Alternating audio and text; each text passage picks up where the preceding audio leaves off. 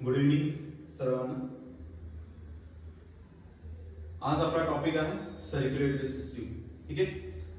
Last lecture मध्ये आपण बघितलं होतं की लास्ट लेक्चर पर्यंत आपण वेगवेगळ्या प्रकारचे फिजिओलॉजीचे टॉपिक आतापर्यंत कव्हर केले, जसं काय डायजेस्टिव्ह सिस्टीम, रेस्पिरेटरी सिस्टीम.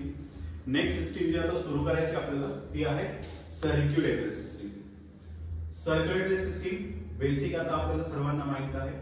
जी काही ह्युमन बॉडी असते, आपल्या बॉडीमध्ये टोटल किती सिस्टीम आहे? 12 सिस्टीम. त्या 12 पैकी 3-4 सिस्टीम आपण स्टडी करून झालेल्या आहे. ठीक आहे. आता नेक्स्ट आहे सर्क्युलेटरी सिस्टीम. सर्क्युलेटरी सिस्टीम नावातूनच किंवा नावावरूनच आपण समजू शकतो. सर्क्युलेटरी सिस्टीमचं काम आहे सर्क्युलेशन. सर्क्युलेशन किंवा आपण त्याला बोलू शकतो ट्रान्सपोर्टेशन. ट्रान्सपोर्टेशन बॉडीमध्ये वेगवेगळ्या सबस्टन्स पदार्थांचं चालू असतं. वी ऑलरेडी नो की बॉडीमध्ये कोणत्या कोणत्या प्रकारचे ट्रान्सपोर्टेशन होतं, कोणत्या कोणत्या प्रकारचं होतं. आपण जर एक्झाम्पल बघितले, उदाहरण बघितले तर फर्स्ट वेगवेगळ्या प्रकारचे न्यूट्रिएंट्स. नंतर जे काय रेस्पिरेटरी सिस्टीम मध्ये आपण गॅसियस एक्सचेंज बघितलं, वेगवेगळ्या प्रकारचे रेस्पिरेटरी गॅसेस. त्याच्यानंतर जे काय वेस्ट प्रॉडक्ट असतात, वेस्ट प्रॉडक्ट सुद्धा बॉडीमध्ये ट्रान्सपोर्ट झाले पाहिजे. ठीक आहे. याच्या सोबतच अजून कोणत्या कोणत्या सबस्टन्सचं ट्रान्सपोर्ट होतं? वेगवेगळ्या प्रकारचे हार्मोन्स आपण त्याला बोलू शकतो. तर हे जे काही वेगवेगळे पदार्थ आहेत बॉडीमध्ये ट्रान्सपोर्ट होणं खूप गरजेचं आहे. ठीक आहे. न्यूट्रिएंट्स आपण बघितले. न्यूट्रिएंट्स आपण डायजेस्टिव्ह सिस्टीम मध्ये बघितलं. डायजेस्टिव्ह सिस्टीमने इतकं मेहनत करून जे काय फूड, जे काय अन्न पचन किंवा फूड डायजेशन केलं, ते डायजेशन झाल्यानंतर जे काय ऍब्झॉर्ब सबस्टन्स आहे ते ऍब्झॉर्ब सबस्टन्स हर एक प्रत्येक सेल पर्यंत नेणं इम्पॉर्टंट आहे, तरच एनर्जी बनू शकेल. रेस्पिरेटरी गॅसेस O2 आणि CO2, ऑक्सिजन आणि CO2 ट्रान्सपोर्ट इम्पॉर्टंट आहे, तरच एनर्जी बनू शकेल. ठीक आहे. त्याच्यानंतर वेस्ट प्रॉडक्ट, जे काय वेस्ट प्रॉडक्ट आहे mainly nitrogenous waste product, urea वगैरे. याच्यानंतर जे काय आपण सिस्टीम स्टडी करणार आहोत ती सिस्टीम एक्सक्रेटरी सिस्टीम आहे. त्याच्यात आपण बघू की waste substance, waste product transport कसे होतात, पण त्यांचं ट्रान्सपोर्ट काय आहे ते पण गरजेचं आहे. जर वेस्ट सबस्टन्स ट्रान्सपोर्ट नाही झाला तर ते शरीरात ऍक्युमुलेट होते. वेस्ट सबस्टन्स, टॉक्सिक सबस्टन्स बॉडीमध्ये ऍक्युमुलेट झाले तर त्याच्यात टॉक्सिसिटी होईल, पॉइझनिंग होऊ शकतं, ऑर्गन डॅमेज होऊ शकतं, ॲबनॉर्मल केमिकल रिएक्शन्स होऊ शकतात, मेटाबोलाइट तयार होऊ शकतात. ठीक आहे. ते कॉन्सिक्वेन्सेस आपण त्याचे परिणाम नंतर बघू. नेक्स्ट आहे हार्मोन्स. हार्मोन्सचा पण आपण एंडोक्राइन सिस्टीम मध्ये पडणार आहोत. बॉडीमध्ये वेगवेगळ्या प्रकारचे हार्मोन्स असतात. कोणी ग्रोथ करतं, कोणी मेटाबॉलिझमला रिस्पॉन्सिबल आहे, बाकीचं अजून जे काय आहे बॉडीचे वेगवेगळे फंक्शन्स आहे, ग्रोथ, मेटाबॉलिझम, या सगळ्या किंवा बॉडीचे काय वेगवेगळे लाईफ प्रोसेस आहेत, त्या सगळ्यांसाठी पण वेगवेगळे हार्मोन्स रिस्पॉन्सिबल. ठीक आहे. Growth hormone, prolactin. ठीक आहे. अजून वेगवेगळ्या प्रकारचे हार्मोन आपण त्या सिस्टीम मध्ये पडू. सो इन शॉर्ट बॉडीमध्ये हे महत्वाचे घटक आहेत ज्यांचं ट्रान्सपोर्टेशन होणं खूप इम्पॉर्टंट आहे. अदरवाइज जे काय आपल्या बॉडीचे दैनंदिन किंवा रुटीन किंवा नॉर्मल फंक्शन आहे ते नॉर्मल फंक्शन बॉडीमध्ये नाही होऊ शकणार. ठीक आहे. सो देअरफॉर म्हणून आज आपल्याला स्टडी करायची आहे किंवा नेक्स्ट इम्पॉर्टंट सिस्टीम आहे सर्क्युलेटरी सिस्टीम. जर आपण सर्क्युलेटरी सिस्टीमचे कंपोनेंट्स बघितले, याच्यामध्ये कोणते कोणते कंपोनेंट येतात किंवा कोणते कोणते येतात घटक येतात किंवा पार्ट्स येतात. जसं डायजेस्टिव्ह सिस्टीम मध्ये आपण एलिमेंटरी कॅनल बघितला होता. ठीक आहे. वेगवेगळ्या प्रकारच्या ऍक्सेसरी ग्लँड्स, सलावरी ग्लँड्स, पॅनक्रियाज, या सर्व गोष्टी बघितल्या होत्या. ऍक्सेसरी ऑर्गन वगैरे. तसं सर्क्युलेटरी सिस्टीमचे अगर कंपोनेंट्स आपण बघितले तर सर्क्युलेटरी सिस्टीम मुळात बनलेली आहे 3 इम्पॉर्टंट कंपोनेंट पासून. त्याच्यात सगळ्यात महत्वाचा आणि फर्स्ट इम्पॉर्टंट कंपोनेंट आहे हार्ट, हृदय ज्याला बोलतो आपण. ठीक आहे. त्याच्यानंतर जे काय इम्पॉर्टंट कंपोनेंट आहे तो आहे ब्लड. ठीक आहे. हार्ट, ब्लड आणि तिसरा महत्वाचा घटक म्हणजे डिफरंट टाइप्स ऑफ वेगवेगळ्या प्रकारचे ब्लड वेसल्स. ठीक आहे. या ब्लड वेसल्स मधूनच काय होणार? ब्लड ट्रान्सपोर्ट होणार. आणि हे ब्लड ट्रान्सपोर्ट करण्यासाठी एक जस्ट पंपिंग ऑर्गन म्हणून काम करणारा सगळ्यात महत्वाचा अवयव, सगळ्यात महत्वाचा ऑर्गन म्हणजे कोणता असतो? ऑब्विसली एक सिंपल छोटासा आपण एक फॅक्ट बघितलं तर फॅक्ट तो काय आहे? सगळ्यात महत्वाचा अवयव कोणता बॉडीचा? Obviously heart. बॉडीचे सगळे ऑर्गन चालू आहे, मेंदू चालू आहे, किडनी चालू आहे, फुफ्फुस चालू आहे, लंग्स वगैरे चालू आहे आणि हार्टच बंद आहे. काय उपयोग आहे त्याचा? ऑब्विसली सगळे ऑर्गन फंक्शन करताना हार्टच फंक्शन नाही करत. डॉक्टर काय करतील? डेड डिक्लेअर करतात. डेड केव्हा डिक्लेअर केलं जातं? Complete stop. When there is a, जेव्हा हृदयाची पूर्ण जे काय प्रक्रिया आहे, जी काय गती आहे, तेव्हा थांबते, तेव्हाच आपण काय करतो किंवा डॉक्टर्स काय करतात? डेड डिक्लेअर करतात. त्याच्यामुळे सगळ्यात इम्पॉर्टंट ऑर्गन कोणता आहे? हार्ट. एक वेळ मेंदू बंद पडला चालेल किंवा काही केसेस मध्ये कोमा कंडिशन. कोमा कंडिशन मध्ये काय होतं? बऱ्याच वेळेस मेंदूचा काही भाग काम करत नाही. मेंदूचा काही भाग किंवा मेंदू काम जरी नसला तरी नसेल करत तरी आपण त्याला डेड डिक्लेअर नाही करत. पण मेंदू चालू आहे आणि हार्ट चालू आहे तर त्या पर्सनला, त्या पेशंटला डेड डिक्लेअर केलं जातं. त्याच्यामुळे सगळ्यात इम्पॉर्टंट ऑर्गन जिवंत ठेवण्यासाठी कोणता असेल तर कोणता असतो? ऑब्विसली ठीक आहे सर. सो जे काय आपल्याला सर्क्युलेटरी सिस्टीम स्टडी करायची आहे त्या सर्क्युलेटरी सिस्टीम मध्ये हे 3 मेन कंपोनेंट आपल्याला डिटेल मध्ये स्टडी करायचं. ऑब्विसली सर्क्युलेटरी सिस्टीम किंवा हे जे काय ट्रान्सपोर्टेशन, हे ट्रान्सपोर्टेशन वनस्पतीमध्ये, प्राण्यांमध्ये आणि प्राण्यांमध्ये दोघांमध्ये वेगवेगळ्या प्रकारे होत असतात. ते ऑलरेडी आपण बेसिक स्टडी केले आहे किंवा बॉटनीमध्ये पण आपण ह्या गोष्टी ट्रान्सपोर्टेशन येते. तर ट्रान्सपोर्टेशन ऍक्च्युली आपण जर प्लांट्स मध्ये बघितलं तर प्लांट्स मध्ये त्याच्यासाठी कोणती सिस्टीम असते? Vascular system. प्लांट मध्ये कोणती सिस्टीम असते? Vascular system. त्याच्यामध्ये कोण येतं? झायलेम आणि फ्लोएम. आणि जे काय एनिमल्स आहेत, एनिमल्स मध्ये कोणती सिस्टीम असते? Circulatory system. आता सर्क्युलेटरी सिस्टीमचे पण 2 प्रकार आहेत. कोणते कोणते 2 प्रकार येतात? First one is open circulatory system आणि नेक्स्ट येते close circulatory system. Open close circulatory system दोघांमध्ये काय फरक आहे? तर ऑलरेडी आपण एनिमल किंगडम, ठीक आहे, एनिमल किंगडम किंवा एनिमल क्लासिफिकेशन चॅप्टर त्याच्यात आपण ऑलरेडी हा डिफरन्स बघितलेला आहे. जे काय इन्सेक्ट्स वगैरे आर्थ्रोपोड्स आहे त्यांच्यामध्ये ओपन सर्क्युलेशन असतं. त्याच्यानंतर ॲनिलिड्स वगैरे किंवा जे वर्टिब्रेट्स आहे, कॉर्डेट्स आहे त्यांच्यामध्ये क्लोज सर्क्युलेटरी सिस्टीम असते. ठीक आहे, एक बेसिक इंट्रोडक्शन झालं. दिस इज हे बेसिक इंट्रोडक्शन झालं सर्क्युलेटरी सिस्टीमचं. आता सर्क्युलेटरी सिस्टीम मध्ये फर्स्ट इम्पॉर्टंट कंपोनेंट आपल्याला स्टडी करायचा आहे हार्ट. ओके, समजतं सर्वांना? नोट डाऊन करून घ्या आपण. ठीक आहे. हा, नेक्स्ट पॉइंट आहे आपला structure of the heart. Circulatory system मध्ये आपण बघितलं 3 कंपोनेंट आहेत. त्याच्यापैकी फर्स्ट कंपोनेंट आता आपण स्टार्ट करतोय हार्ट. हार्ट बद्दल जर आपण बेसिक स्ट्रक्चर बघितलं काय काय बोलू शकतो आपण हार्ट बद्दल? फर्स्ट आपण बघणार आहोत हार्टचं लोकेशन. कुठे प्रेझेंट असतं हार्ट? कोणी पण सांगू शकेल. ऑब्विसली हार्ट कुठे प्रेझेंट असतं? In thoracic cavity. So location of heart we can say, आपण काय म्हणू शकतो? हार्ट प्रेझेंट आहे थोरॅसिक कॅव्हिटी मध्ये. अजून काय बोलू शकतो आपण? फुफ्फुसांच्या मध्ये, लंग्सच्या मध्ये.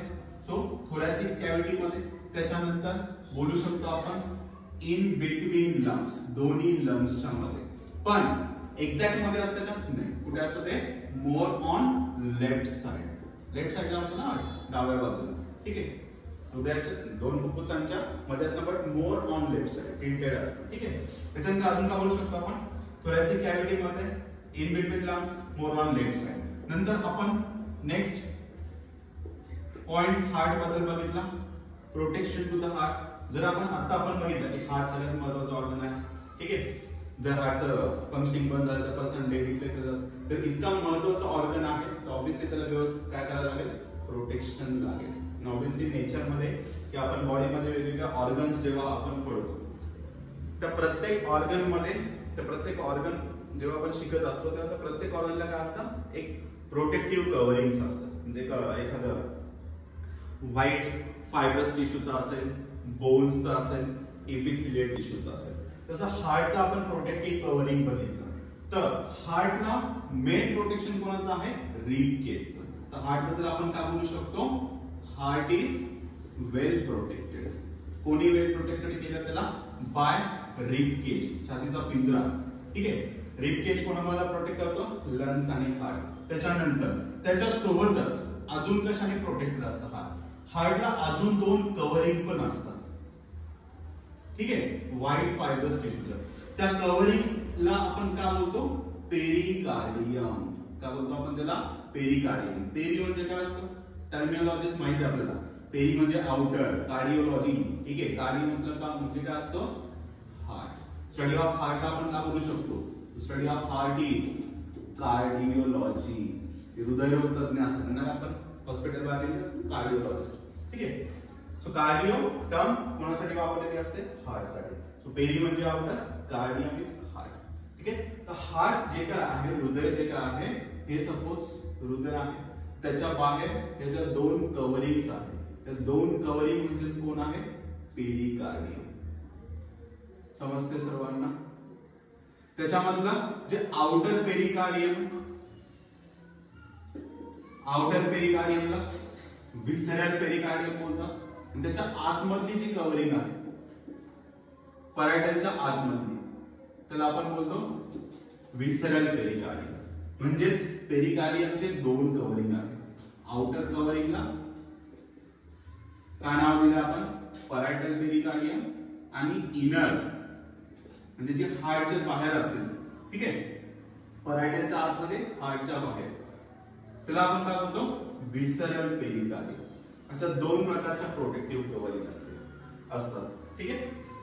याच्यानंतर या दोन्ही कव्हरिंग मध्ये किंवा यांच्यामध्ये काय असतं? एक लिक्विड असतं, एक फ्लुइड असतं. त्या फ्लुइडला आपण बोलतो पेरिकार्डियल फ्लुइड. पेरिकार्डियमच्या दोन पेरिकार्डियमच्या मध्ये जे काय फ्लुइड आहे, त्या फ्लुइडला काय बोललं जातं? Pericardial fluid. कोणत्या पण फ्लुइडचं काय काम असतं? मोस्टली ल्युब्रिकेशन. तर जेव्हा हार्टचं कॉन्ट्रॅक्शन आणि रिलॅक्सेशन होतं, इथं ना आपण हार्ट अटॅक करत असतं, कंटिन्युअसली बीटिंग करत असतं, धक धक धक धक धक चालू असतं ना हार्टचं. ठीक आहे. जेव्हा हार्ट कॉन्ट्रॅक्ट रिलॅक्स होतो, त्या कॉन्ट्रॅक्शन रिलॅक्सेशन मध्ये या दोन्ही मेम्ब्रेन मध्ये काय होऊ शकतं? फ्रिक्शन होण्याचे चान्सेस आहेत. ते फ्रिक्शन न व्हावं म्हणून त्यांच्यामध्ये फ्लुइड प्रेझेंट आहे. त्या फ्लुइडला आपण बोलतो पेरिकार्डियल फ्लुइड, जे ऍज अ ल्युब्रिकंट म्हणून काम करतं. ठीक आहे. ल्युब्रिकेशन हे झालं सिंपल अबाउट एक्सटर्नल बॉडी किंवा बेसिक अबाउट द हार्ट. आपण त्याचं लोकेशन बघितलं, त्याचं प्रोटेक्टिव्ह कव्हरिंग बघितलं. अजून आपण बघितलं simply weight of the heart. Weight of the heart आपण बघितलं किती असते generally? It is around 250 to 350 gram. हार्टचा वेट किती आहे? 250 टू 350 ग्राम. अजून काय बोलू शकतो आपण? हे बेसिक झालं. आता याच्यानंतर आपल्याला स्टडी करायचं internal structure of the heart, anatomy of the heart. Clear सगळ्यांना? समजतं सर्वांना? नोट करून घ्या. ठीक आहे. झालं सर्वांचं? करायचं next point start. Next point काय आहे आपला? Anatomy of the heart. Anatomy मध्ये आपण काय स्टडी करत असतो? Internal structure. आता आपण हार्टचं अनाटॉमी बघितलं तर सगळ्यांना बेसिक स्ट्रक्चर हार्टचं माहित आहे. ठीक आहे. हार्ट मध्ये काय काय असतं? बेसिक शेप ऑफ हार्ट कसं असतं? Yes, is simply heart is heart shape. Simple. याच्यानंतर आपण बघितलं आता जे काय हार्ट आहे इंटरनली आपल्या सगळ्यांना माहित आहे हार्ट मध्ये, हृदयामध्ये टोटल काय असतात? 4 कप्पे असतात. ठीक आहे. Internally heart is divided into 4 chambers. ठीक आहे. हार्ट मध्ये टोटल किती चेंबर्स असतात? 4 चेंबर. आता हार्टची जी काय डायग्राम आहे ती डायग्राम आपल्याला हळूहळू बनवायची आहे. ऍक्च्युअल डायग्राम कॉम्प्लिकेटेड होणार आहे शेवटी सगळ्या गोष्टी ऍड झाल्यानंतर. ठीक आहे. पण बेसिक पासून आपण सुरुवात करू. हार्ट मध्ये फर्स्ट कंपोनंट आपण बघतोय. हार्ट मध्ये कोण प्रेझेंट आहे? 4 कप्पे आहेत, 4 चेंबर्स आहेत. त्याच्यामध्ये कोणते कोणते चेंबर आहेत? वरचे जे 2 चेंबर आहेत त्यांना आपण ऍट्रिया बोलतो. खालचे जे चेंबर्स आहेत 2 त्यांना आपण वेंट्रिकल्स बोलतो. ऍट्रिया किती आहे? 2. वेंट्रिकल्स किती आहे? 2. ठीक आहे. ऍट्रिया कोणते? वरचे जे चेंबर्स आहेत त्यांना आपण काय बोलतोय? ऍट्रिया. अँड लोअर चेंबर्स, खालचे चेंबर्स आपण काय बोलतो? वेंट्रिकल्स. ऍट्रियाचे फीचर्स, सगळ्यात पहिलं फीचर अप्पर वरचे चेंबर असतात. त्याच्यानंतर रिसिव्हिंग, ब्लड रिसीव्ह करतात. आणि कसे असतात ते? Thin wall. थीन वॉल असते. ठीक आहे. याची वॉल कशी असते? थीन. याच्या विरुद्ध, याच्या अपोजिट फीचर्स कोणाचे आहेत? वेंट्रिकलचे. वेंट्रिकल कसे आहे? लोअर. त्याच्यानंतर पंपिंग आणि कसे असतात? Thick wall. आता पंपिंग का बोललाय हे जेव्हा आपण फंक्शन स्टडी करतो तेव्हा समजेल. पंपिंग करण्याचं काम कोण करतं? वेंट्रिकल. ब्लड रिसीव्ह करण्याचं काम कोण करतं? ऍट्रिया. सिंपल 4 चेंबर्स असतात, 2 ऍट्रियम 2 वेंट्रिकल. आता त्याच्या साइड लक्षात ठेवायची. ही राईट साइड आहे, हे आहे राईट ऍट्रियम आणि ही आहे लेफ्ट साइड, हा झाला लेफ्ट ऍट्रियम. 2 चेंबर समजतात सगळ्यांना. पहिला आपण बघितला राईट ऍट्रियम लेफ्ट ऍट्रियम. ही पूर्ण राईट साइड आहे, ही पूर्ण लेफ्ट साइड आहे. याला आपण काय म्हणू शकतो, हे आहे राईट वेंट्रिकल आणि हे झालं लेफ्ट वेंट्रिकल. असे 4 चेंबर्स टोटल हार्ट. ठीक आहे, दोघांचे आपण फीचर्स बघितले. नेक्स्ट कंपोनंट आपण काय बघू शकतो, हार्ट मध्ये इंटरनली ह्या वेगवेगळ्या चेंबर्स मध्ये किंवा ह्या वेगवेगळ्या चेंबर्स पासून कोण निघतात, वेगवेगळ्या प्रकारचे ब्लड वेसल्स किंवा यांच्यामध्ये वेगवेगळ्या प्रकारचे ब्लड वेसल्स काय घेऊन येणार, पूर्ण शरीरामधून पूर्ण बॉडीमधून ब्लड घेऊन येणार. ब्लड वेसल्स कोणते कोणते आहेत, प्रत्येक चेंबरला वेगवेगळे ब्लड वेसल्स, एक तर तिथं ब्लड घेऊन येईल किंवा तिथून ब्लड घेऊन जाईल. ब्लड फर्स्ट आपण चेंबर बघतोय राईट ऍट्रियम. हे शॉर्ट मध्ये मी लिहितोय पण नंतर सगळ्यांनी व्यवस्थित लक्षात ठेवायचं. राईट ऍट्रियम. राईट ऍट्रियमला जी ब्लड वेसल असते, 2 ब्लड वेसल्स असतात तिथे मेन. कोणते कोणते, फर्स्ट आहे सुपेरियर व्हेना कॅवा आणि दुसरी आहे इन्फेरियर व्हेना कॅवा. कशा असतात बघा व्यवस्थित. राईट ऍट्रियम सुपेरियर म्हणजे काय, अप्पर पार्ट आणि इन्फेरियर म्हणजे काय, लोअर पार्ट. ठीक आहे, तर ही झाली इन्फेरियर व्हेना कॅवा, ही झाली सुपेरियर व्हेना कॅवा. व्हेना कॅवा, व्हेना मतलब काय झालं, व्हेन. व्हेन मध्ये कोणतं ब्लड असतं, ऑक्सिजनेटेड का डिऑक्सिजनेटेड, ऑब्वियसली डिऑक्सिजनेटेड. तर पूर्ण बॉडी मधून जे काय डिऑक्सिजनेटेड ब्लड आहे, ते डिऑक्सिजनेटेड ब्लड सगळ्यात पहिले कुठे येणार, हार्ट मध्ये. हार्टच्या कोणत्या चेंबर मध्ये, राईट ऍट्रियम मध्ये. सुपेरियर व्हेना कॅवा कुठनं डिऑक्सिजनेटेड ब्लड घेऊन येईल, अप्पर पार्ट ऑफ बॉडी. आणि इन्फेरियर व्हेना कॅवा कुठनं डिऑक्सिजनेटेड ब्लड घेऊन येईल, from lower part of body. लक्षात येते का सर्वांच्या. अप्पर पार्ट म्हणजे कोण झालं, हेड, फेस, चेहरा झालं, कान, नाक, डोळे, मान वगैरे झालं. हे सगळे जे काय अप्पर पार्ट आहे, इथनं डिऑक्सिजनेटेड ब्लड हार्टच्या राईट ऍट्रियम मध्ये येणार. आणि लोअर जे काय पार्ट आहे, पाय, जसं बाकी डायजेस्टिव्ह सिस्टीम, किडनी वगैरे, इथलं जे काय डिऑक्सिजनेटेड ब्लड आहे ते पण कोणामध्ये येणार, सगळ्यात पहिले राईट ऍट्रियम मध्ये. राईट ऍट्रियम मधून ते ब्लड कुठे येणार, राईट व्हेंट्रिकल मध्ये. तर ब्लड कसं येणार, ऑब्वियसली तिथे काय असणार, काही ना काही अरेंजमेंट असेल, स्ट्रक्चर असेल, तिथनं काय होईल, यस ब्लड कुठे येईल, राईट व्हेंट्रिकल मध्ये. Next right ventricle. Right ventricle पासून कोणती ब्लड वेसल निघते, तर नेक्स्ट ब्लड वेसलचं नाव आहे पल्मोनरी आर्टरी. काय नाव आहे, नाव सगळ्यांनी व्यवस्थित लक्षात ठेवायचे. ठीक आहे, नेक्स्ट ब्लड वेसलचं नाव आहे पल्मोनरी आर्टरी. डायग्राम ड्रॉ करताना हा जो काय ओव्हरलॅपिंग पार्ट असेल आपण इरेज करून टाकायचा, म्हणजे व्यवस्थित क्लिअर कट आपल्याला डायग्राम काय होईल, यस सगळ्या गोष्टी व्यवस्थित इंडिकेट होतील. हा, कोणती ब्लड वेसल ड्रॉ केली मी आता ही, यस त्याबद्दल आपण हिला राईट व्हेंट्रिकल पासून कोणती ब्लड वेसल निघते तिथे, पल्मोनरी आर्टरी. पल्मोना म्हणजे काय असतं, लंग्स. आर्टरी म्हणजे काय, जी ब्लड वेसल ब्लडला हार्ट पासून दूर घेऊन जाते. ठीक आहे, तर पल्मोनरी आर्टरी हे डिऑक्सिजनेटेड ब्लड कुठे घेऊन जाईल, पल्मोना म्हणजे कुठे, लंग्स. लंग्स कुठे, आता हृदयाच्या बाजूलाच लोकेशन मध्ये आपण बघितलं होतं. सपोज हे जर दोन्ही लंग्स आहे, ठीक आहे, राईट लंग आणि लेफ्ट लंग, तर या दोन्ही लंग्सच्या मध्ये आपण काय बघितलं होतं, हार्टचं लोकेशन.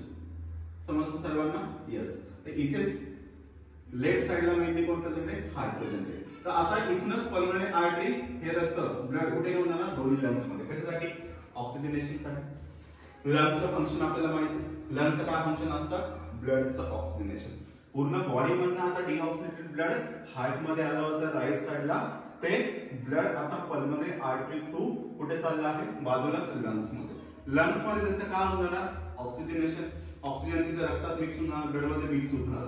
ठीक आहे, ते काय होतं, कसं होतं, हे ऑलरेडी आपण रेस्पिरेटरी सिस्टीम मध्ये स्टडी केलेलं. ठीक आहे, आता जे काय ऑक्सिजनेटेड ब्लड असेल ते ऑक्सिजनेशन झाल्यानंतर, ऑक्सिजन त्याला मिळाल्यानंतर, दिस ऑक्सिजनेटेड ब्लड कुठे येणार, लेफ्ट ऍट्रियम मध्ये घ्या.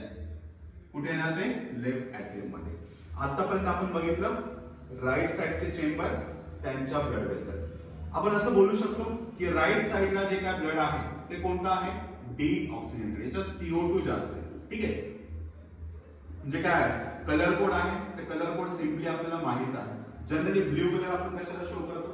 वेगवेगळे आपण बुक्स डायग्राम्स बघितले तर त्याच्यात ब्ल्यू कलर जनरली व्हेन साठी किंवा डीऑक्सिजनेटेड ब्लड साठी शो केला जातो. आणि रेड कलर आपण कोणासाठी वापरणार आहे? ऑक्सिजनेटेड ब्लड साठी. तर याच्या आधीच्या ब्लड वेसल्स मी कोणतं दाखवलं? ब्ल्यू मध्ये. ब्ल्यू मध्ये का? कारण त्याच्यामध्ये कोणतं ब्लड होतं? डीऑक्सिजनेटेड. आता ब्लडचं काय झालं? लंग्स मध्ये ऑक्सिडेशन झालं. ते ऑक्सिडेशन झाल्यानंतर ते ऑक्सिडेटेड ब्लड कुठे आलं? आता लेफ्ट ऍट्रियमला. लेफ्ट ऍट्रियमला ते ब्लड ज्यांनी आणलं त्या ब्लड वेसल्सचं नाव काय आहे? Pulmonary when. काय नाव आहे त्याचं?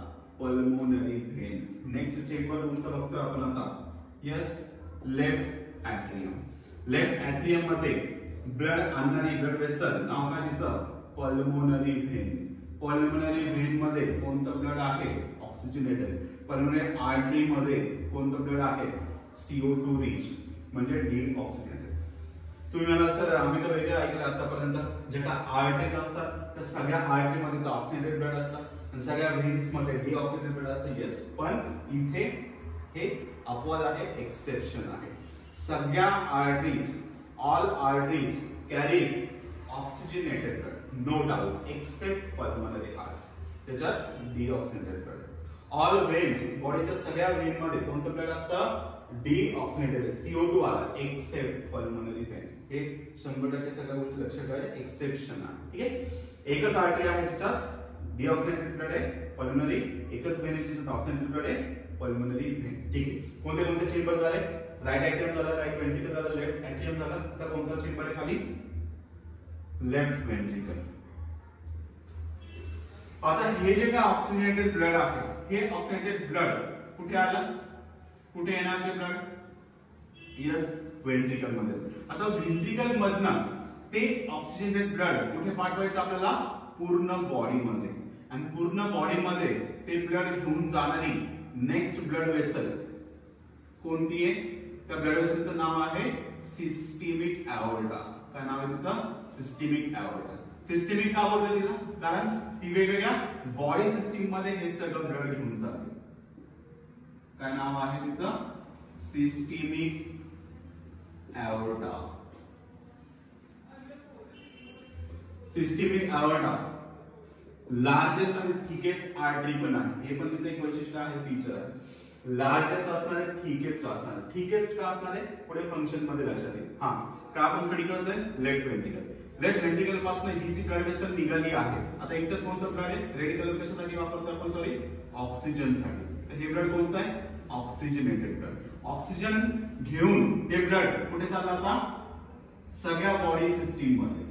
ठीक आहे. म्हणून त्याला आपण काय नाव दिलं? Systemic aorta. मग ती अशी यू टर्न घेणार पल्मोनरी आर्टरीला. ठीक आहे. त्याच्यानंतर त्याची खाली डिसेंडिंग ब्रांच असेल जी लोअर पार्ट ऑफ बॉडीला ऑक्सिजनेटेड ब्लड सप्लाय करेल. आणि ह्या ज्या दोन ब्रांचेस आहेत त्या ऑक्सिजनेटेड ब्लड जे काय ब्रेन, हेड, नेक आहे त्या अप्पर पार्टला सर्क्युलेट करतात. ठीक आहे. त्या दोन ब्रांचेस वरती जाते हेड, नेक, फेसला. आणि जी डिसेंडिंग ब्रांच आहे मागची ती डिसेंडिंग ब्रांच बाकी लोअर पार्ट्स ऑफ बॉडीला ऑक्सिजनेटेड ब्लड पुरवते. सिम्पली म्हणजे आपण थोडक्यात जर फ्लो बघितला किंवा एक जस्ट एक आपण त्याचं जे काय डिव्हिजन आहे ते बघितलं तर आपण काय म्हणू शकतो? राईट साइडला पूर्ण डीऑक्सिजनेटेड ब्लड होतं, लेफ्ट साइडला पूर्ण ऑक्सिजनेटेड ब्लड आहे. लेफ्ट वेंट्रिकल पासून ब्लड वेसल जी निघाली ती कोणती होती? Systemic aorta. आता ही एक कंप्लीट डायग्राम आहे हार्टची. ठीक आहे. त्याच्यात आपण काय केलं? पहिले सिंपल हार्टचा शेप ड्रॉ केला, त्याच्यात 4 चेंबर ऍड केले होते. चेंबरला आपण एक एक ब्लड वेसल ऍड केली, कंप्लीट हार्टचा डायग्राम तयार झाला. ठीक आहे. तो डायग्रामला घाबरायचं नाही, स्टेप बाय स्टेप ड्रॉ करत चालायचं, आपोआप सगळ्या गोष्टी बनत जातात, लेबलिंग करत चालायचं. आणि तेच पॉइंट जस्ट आपण काय केले, तेच पॉइंट आपण थेरी मध्ये सब्जेक्टिव्ह क्वेश्चन मध्ये मेन्शन करत आहोत. ठीक आहे. So this is simple about structure of the heart. Internal structure जे काय हार्टचं त्याच्यामध्ये ऍक्च्युअल मध्ये खूप सारे पॉइंट्स आता आपल्याला नेक्स्ट लेक्चर मध्ये स्टडी करायचा. तसे आपण चेंबर आणि ब्लड वेसल्स बघितले. नंतर त्याच्यामध्ये याच्यानंतर आपण याच्यामध्ये स्टडी करायचे कोणत्या कोणत्या प्रकारचे त्याच्यात काय असतात, सेप्टम्स असतात. कोणत्या कोणत्या प्रकारचे त्याच्यात काय असतात, वॉल्स असतात. वॉल्स काय करतात, हार्टचा वॉल्स काय करतात, हार्ट मध्ये जे काय बॅक फ्लो आहे, ब्लड परत वरती जाऊ नये, उलट्या डायरेक्शनला जाऊ नये म्हणून वॉल्स ते काय करतात, काम करतात. अजून नेक्स्ट लेक्चर मध्ये आपण सेप्टम बघणार आहोत, वॉल्स बघणार आहोत. म्हणजे काय बाकीचे कंडक्टिंग सिस्टीम आपण बघणार आहे. खूप सारे त्याच्यात पॉइंट्स आहेत, जस्ट त्याच्यात अजून मेन पॉइंट बाकी आहे. ओके, हे just simple, this is simple about internal structure. त्याच्यामध्ये जस्ट आपण तशी चेंबर आणि ब्लड वेसल्स बघितले. ठीक आहे, नेक्स्ट लेक्चर मध्ये आपण बघणार आहोत सेप्टम कोणते कोणते, वॉल्स कोणते कोणते, कंडक्टिंग सिस्टीम काय आहे आणि अजून कोणत्या कोणत्या प्रकारचे त्याच्यात सपोर्टिव्ह स्ट्रक्चरल आणि फंक्शनल पार्ट आहे. इथपर्यंत क्लिअर सगळ्यांना, काही डाऊट? चला फटाफट नोट डाऊन करून घ्या सगळ्या गोष्टी लवकर. ठीक आहे, ओके.